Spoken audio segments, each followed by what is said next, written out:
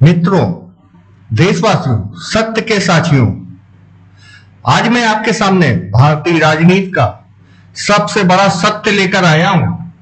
एक ऐसा सत्य जो मोदी सरकार की जड़ें तक हिला रहा है। एक ऐसा सत्य जो देश के हर कोने में चर्चा का विषय बना हुआ है। बस थोड़ा रुकिए, थोड़ा रुकिए। कभी सोचा है कि प्रधानमंत्री नरेंद्र मोदी 7 साल बाद अचानक चीन क्यों पहुंचे? वही चीन, जी हां, वही चीन जिसने पहलगाम में हमारे वीर जवानों को शहीद कराया। वही चीन जिसकी मिसाइलों से, जिसके हथियारों से, जिसकी तकनीक से हमारे योद्धाओं का खून बहा। और सबसे बड़ी बात, सबसे चौंकाने वाली बात, क्या यह सिर्फ संयोग है या फिर कोई बड़ा खेल? पहले गौतम अडानी चीन गए जून 2025 में, याद करिए साथ में, जून 2025 में। फिर रक्षा मंत्री राजनाथ सिंह चीन पहुंचे। उसके बाद विदेश मंत्री जयशंकर और अंत में अब खुद प्रधानमंत्री जी। दूसरी तरफ,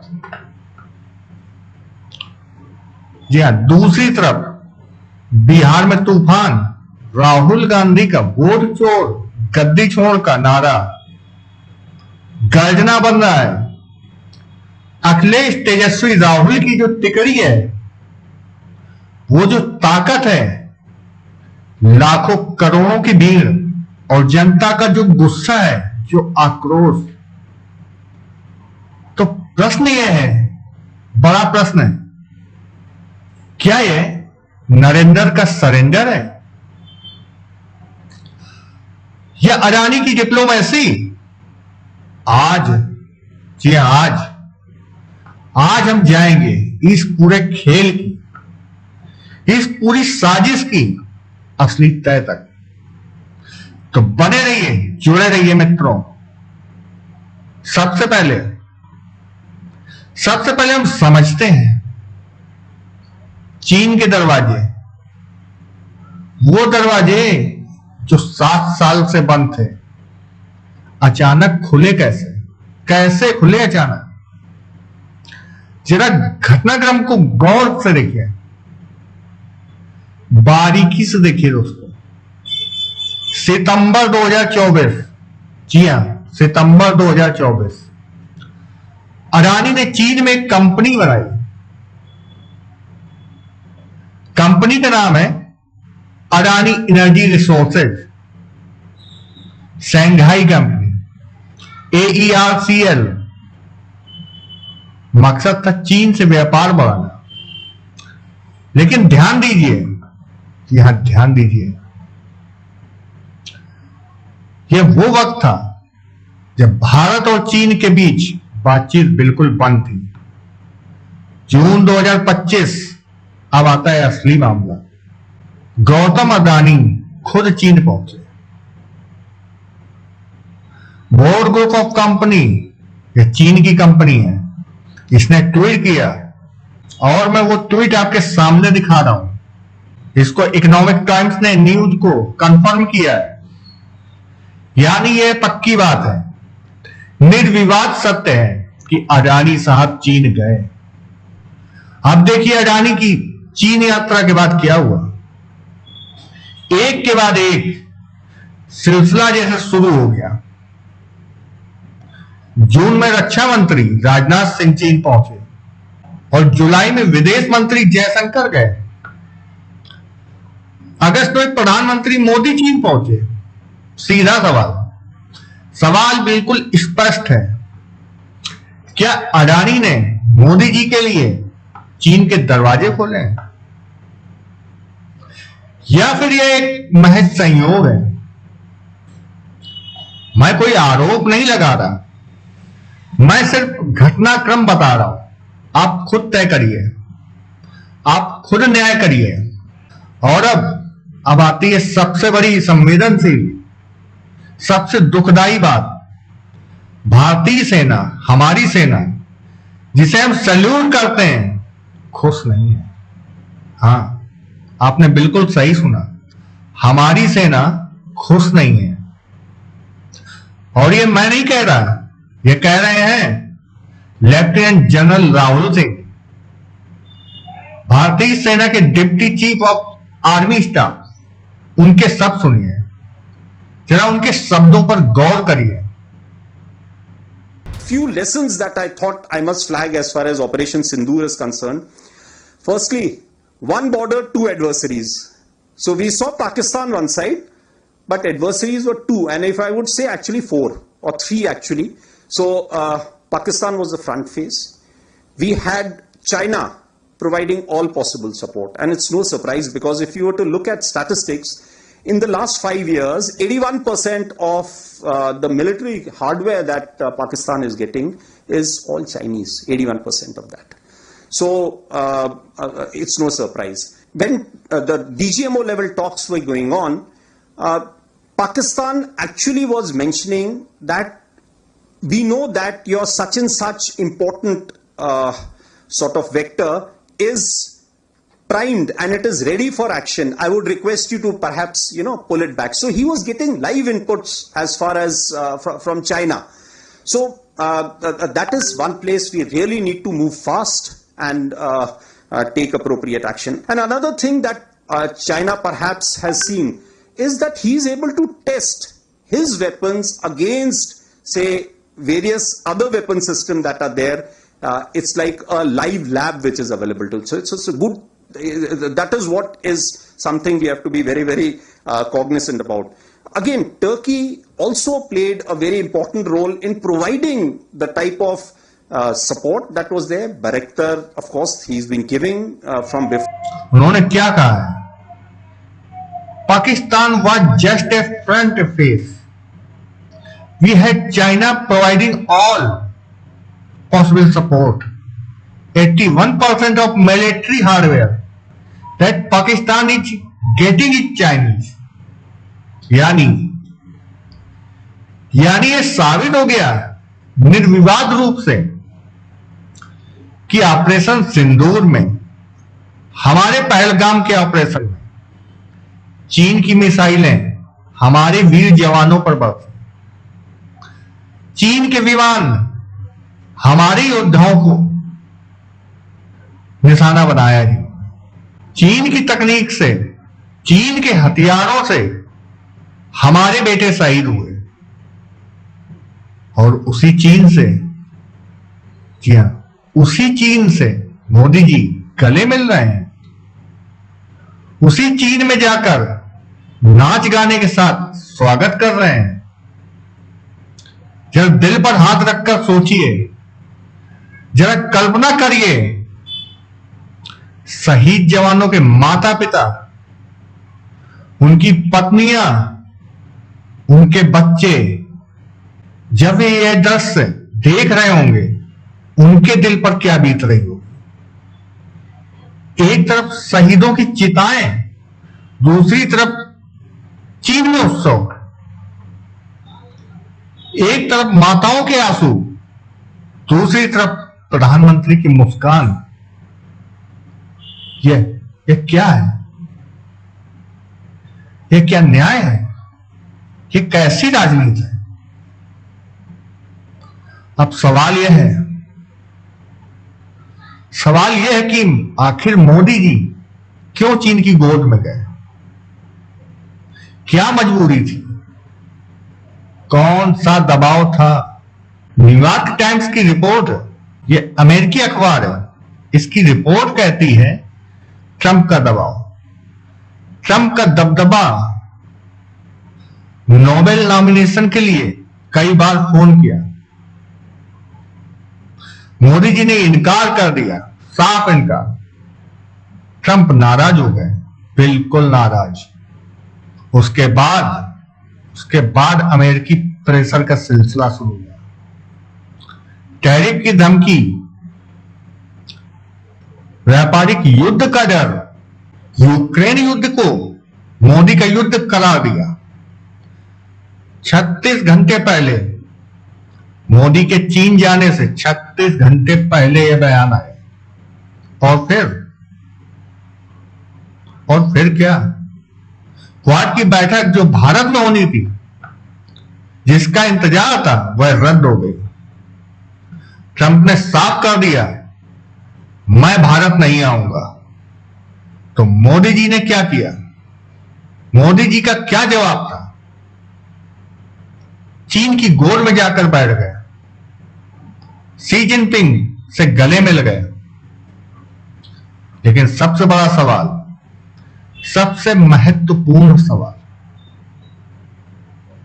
क्या यह देश के हित में था या अडानी के हित में? क्या यह राष्ट्रीय स्वाभिमान था या व्यापारिक मजबूरी?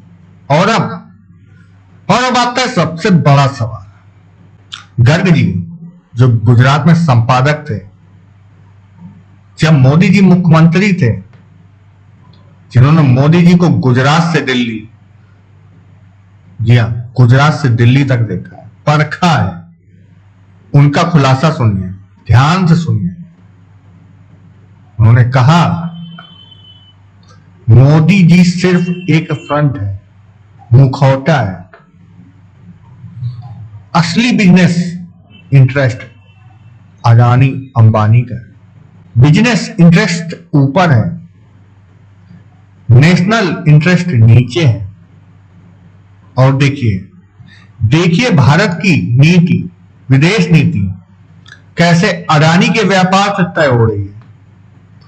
गल्फ कंट्रीज में मोदी जी गए, अडानी जी का बिजनेस फला फूला। श्रीलंका के रिश्ते में सुधार है, अडानी के प्रोजेक्ट्स आए, बांग्लादेश से कनेक्शन, अडानी की डील हुई। और अब चीन में, वहां भी यही हो रहा है। पहले अडानी गए, दरवाजे खुले, फिर पीछे से मोदी जी पहुंच गए। उमाकांत लखेड़ा जी ने, जो कई वर्षों से डिफेंस मिनिस्ट्री को कवर करते हैं, उनका सीधा सवाल है, क्या हमारी फॉरेन पॉलिसी कॉरपोरेट वार का शिकार हो गई है? क्या दो सेठों की लड़ाई में फंसकर देश की विदेश नीति तबाह हो रही है? और अब आता है सबसे महत्वपूर्ण तुलनात्मक विश्लेषण। पुराने नेताओं और आज के नेतृत्व के बीच जो फर्क है, जरा कल्पना करिए, जरा सोचिए, अगर इंदिरा गांधी होती। 1971 का युद्ध, पाकिस्तान को दो टुकड़े करने के लिए, 1971 का युद्ध, पाकिस्तान को दो टुकड़े करने के 3 महीने बाद, क्या वे पाकिस्तान के सबसे बड़े साथी चीन से जाकर गले मिलती हैं? कभी नहीं, बिल्कुल नहीं। अगर अटल बिहारी वाजपेयी जी होते, कारगिल युद्ध के बाद जब पाकिस्तानी घुसपैठिए भागे, क्या वे चीन जाकर शी जिनपिंग से मुस्कुराते? असंभव, बिल्कुल असंभव। अगर पीवी नरसिम्हा राव होते, क्या वे दुश्मन देश के साथ व्यापारिक समझौते करते? कभी नहीं। उनका आत्मसम्मान इजाजत नहीं देता। लेकिन आज मोदी जी ने क्या किया? जवानों की शहादत के सिर्फ 4 महीने बाद चीन पहुंच गए, शी जिनपिंग से गले मिले, नाच गाने के साथ स्वागत स्वीकार किया। यह आत्मसम्मान है, यह आत्मसमर्पण, यह राजनीतिक बुद्धिमत्ता है या यह राष्ट्रीय अपमान? आप ही बताइए, आप ही फैसला करिए। और अब आते हैं उस राज्य की बात पर जो देश की राजनीति की दिशा तय करने वाला है, जी हां, बिहार जहां लाखों करोड़ों की भीड़ गर्जना कर रही है, वोट छोड़ गद्दी छोड़ की आवाजें बुलंद हो रही हैं। राहुल, अखिलेश, तेजस्वी की तिकड़ी, यह सिर्फ तिकड़ी नहीं, यह एक राजनीतिक सुनामी है। राजनीतिक सुनामी, यह एक जनादेश का प्रतीक है। अखिलेश यादव का तगड़ा बेपाक संदेश। हमने अवध में साफ किया है, अब मगध में आपको साफ करना है।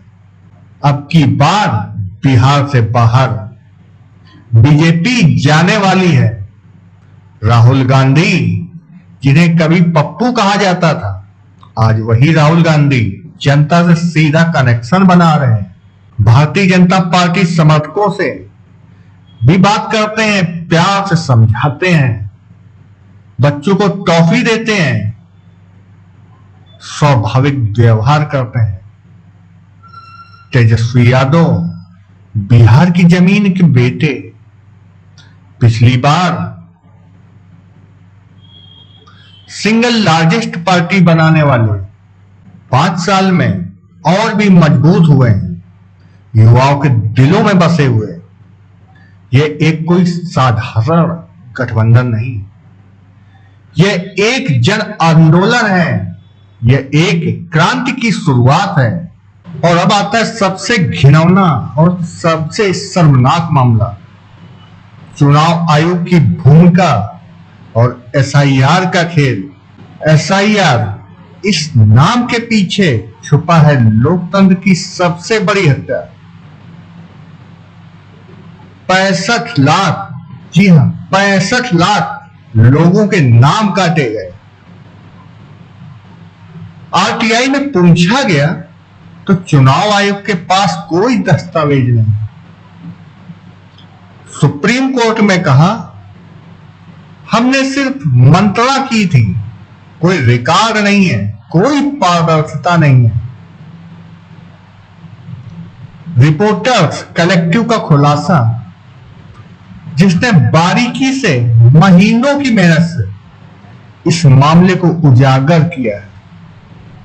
हर रोज एसआईआर में गड़बड़ी की न्यूज, हर दिन नए घोटाले, जानबूझकर सुनियोजित तरीके से नाम की हत्या की गई है। अभिषेक शर्मा, जो एक रिपोर्टर हैं, उन्होंने बहुत ही धारदार सवाल किया है, ईवीएम हैक करने की जरूरत क्या है जब आपने पूरा सिस्टम ही हैक कर दिया है।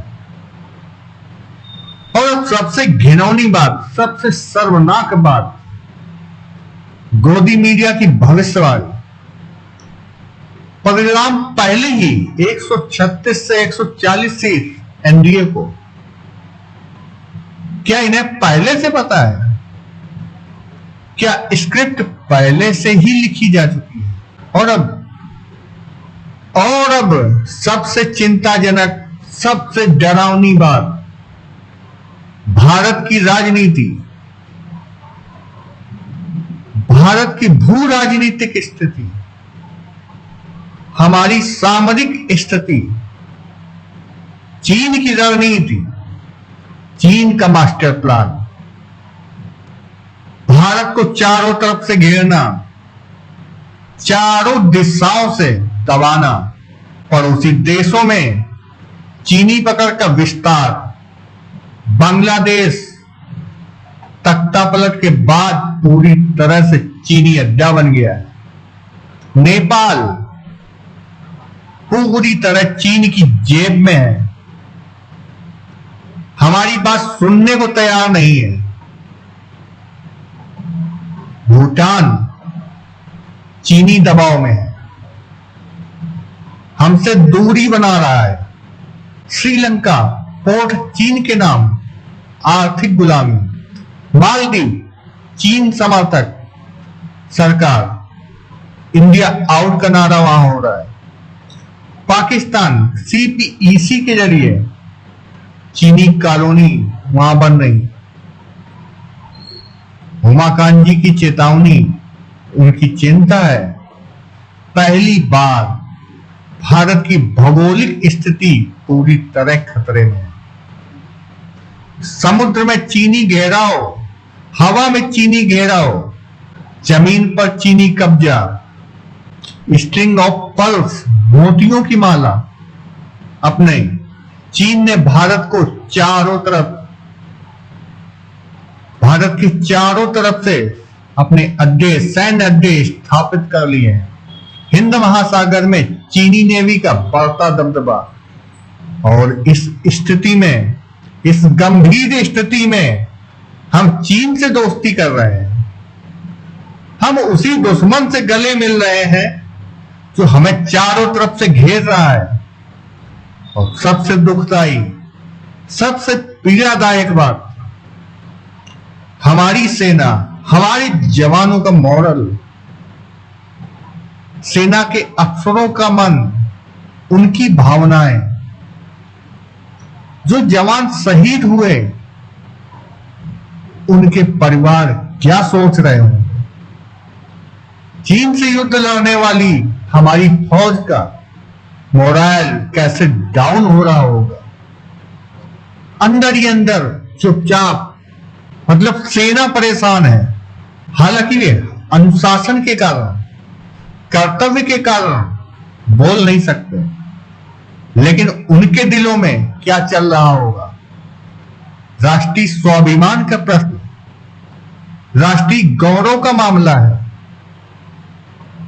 क्या दुश्मन से दोस्ती करना इतना ही जरूरी था? क्या व्यापार राष्ट्रीय गौरव से ऊपर है? क्या अडानी के मुनाफे के लिए सब कुछ दांव पर लगा देना चाहिए? जनता का सीधा सवाल एकदम साफ है। अडानी और उसके व्यापारिक हितों के अलावा कौन है इस देश में जो चीन से दोस्ती चाहता है? मोदी जी के चेले चपाटों के अलावा कौन खुश है इस फैसले से? और अब आता है आर्थिक पहलू। भारत की चीन पर बढ़ती निर्भरता हमारी मजबूरी है, स्थिति यह है, हकीकत यह है कि अगर चीन अपनी सप्लाई बंद कर दे तो खाद बंद हो जाए, किसानों में हाहाकार मच जाएगा, रेयर अर्थ मटेरियल रुक जाएगा, ऑटोमोबाइल इंडस्ट्री ठप हो जाएगी, इलेक्ट्रॉनिक्स का कच्चा माल बंद हो जाएगा, तकनीकी क्षेत्र का सफाया। सिर्फ 2024 में सिर्फ एक साल में 48 अरब डॉलर का इंपोर्ट इलेक्ट्रॉनिक्स का मेक इन इंडिया चीनी माल से चल रहा है। आत्मनिर्भर भारत का फर्जी खोखला दावा है। माल चाइना में बनता है, असेंबल इंडिया में होता है, बोलते मेड इन इंडिया है। गर्ग जी का बिल्कुल तीखा सटीक विश्लेषण उन्होंने बोला, मोदी जी का स्वदेशी गांधी जी वाला। उन्होंने स्वदेशी यह है कि यहां पैदा करो, चाहे जिसका पैसा हो। अगर आप पिज्जा भी वहां बना रहे हो तो वो भी स्वदेशी है। यहां जो बनेगा वो स्वदेशी होगा। शराब बना रहे हो तो वो भी स्वदेशी। कारपेट जगत का दबाव इसलिए बढ़ रहा है, इंडस्ट्रियल की मांग है, कम से कम बीच का रास्ता तो अपनाइए, नहीं तो हमारी इंडस्ट्री, हमारा प्रॉफिट, हमारा नेटवर्क, हमारे जो लोन वेस्टर्न वर्ल्ड से हैं वह सब डगमगाते चले जाएंगे। और अब आता है सबसे जटिल, सबसे उलझा हुआ खेल, तीन महाशक्तियों के बीच भारत की स्थिति। भारत का रुख, ट्रंप की रणनीति। ट्रंप मोदी जी से नाराज, भारत को निशाने पर लिया, व्यापारिक युद्ध की धमकी, टैरिफ का डंडा। लेकिन गौर करने वाली बात, ध्यान देने योग्य बात, अमेरिका उस तरह से न तो चीन पर निशाना साध रहा है, न ही रूस पर, न ही ईरान पर, न ही पाकिस्तान पर, लेकिन भारत उसके निशाने पर है। चीन का फायदा, चीन की मक्कारी, भारत का बड़ा बाजार मिल रहा है, पाकिस्तान का साथ भी जारी, दोनों तरफ से मुनाफा, दोनों तरफ से फायदा। भारत की दुविधा, भारत की मजबूरी, न घर का न घाट का, धोबी की कुत्ते की तरह हालत, दोनों महाशक्तियों के सामने झुकने की मजबूरी। वाजपेयी जी का बेहद महत्वपूर्ण सवाल है, क्या भारत वाकई चीन के करीब जा सकता है? जब 1962 का भरोसा अभी भी टूटा पड़ा है, क्या चीन इस स्थिति का फायदा नहीं उठाएगा? जो 1962 में किया था, क्या वह फिर नहीं करेगा? और अंत में आता है वह राज्य जो तय करने वाला है कि इस देश की राजनीति कहां जाएगी। जी हां, बिहार चुनाव इतना क्यों अहम बना, इतना महत्वपूर्ण? राष्ट्रीय राजनीति पर गहरा असर, 240 सीट वाली कमजोर सरकार, बैसाखियों पर खड़ी सत्ता। अगर बिहार हारे तो मोदी सरकार की छवि पूरी तरह खराब। 2029 के लिए विपक्ष का आत्मविश्वास आसमान छुएगा। महागठबंधन की जमीनी ताकत,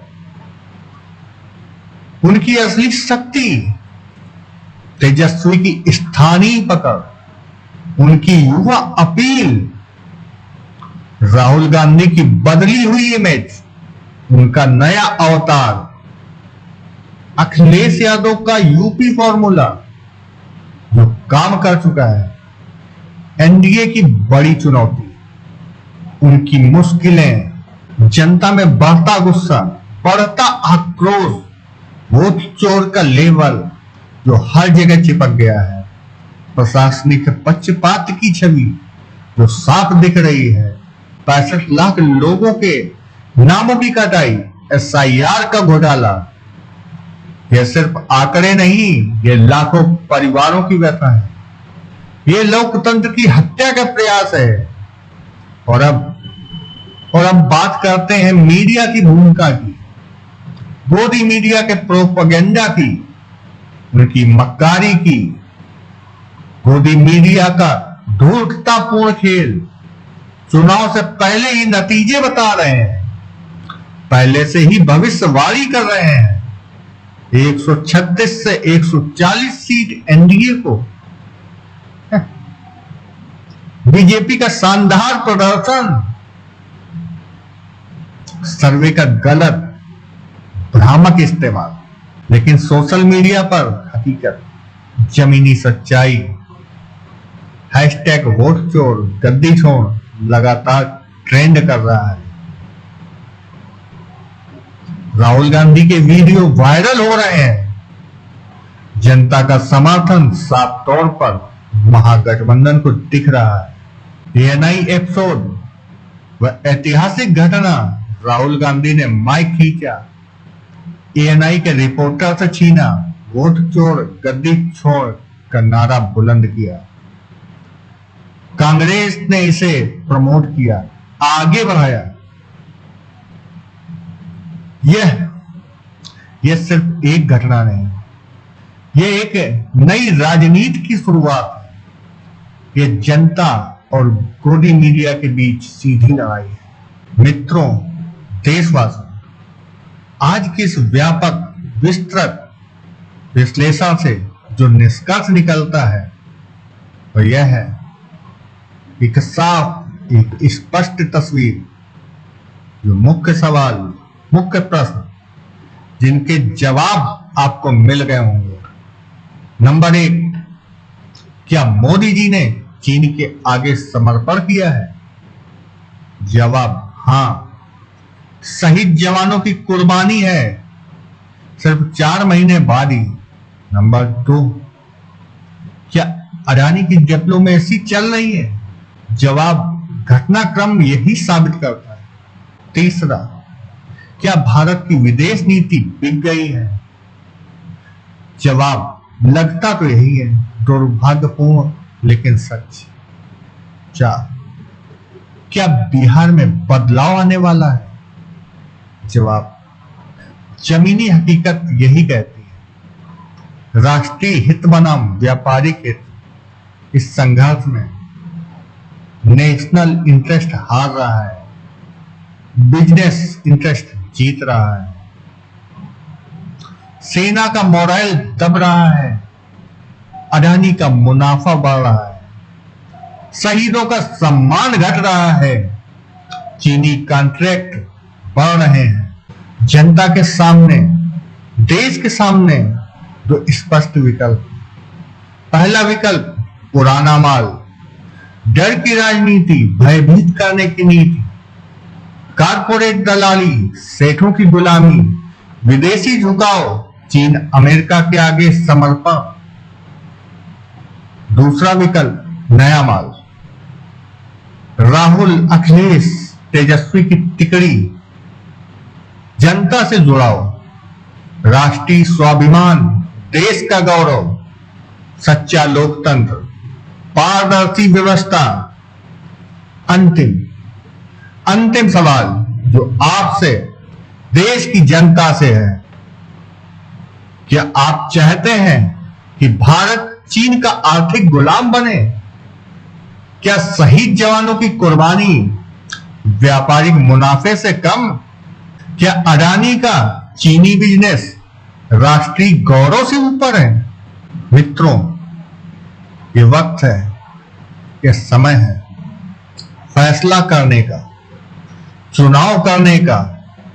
क्या चुनना है, पुराना माल या नया माल? जय हिंद नारे के साथ, जय जवान, जय किसान के साथ, जय संविधान के साथ, मैं हूं आशीष शर्मा, वन देश भक्त के साथ। जब तक सत्य की जीत नहीं होती, जब तक न्याय नहीं मिलता, हम लड़ते रहेंगे, संघर्ष करते रहेंगे।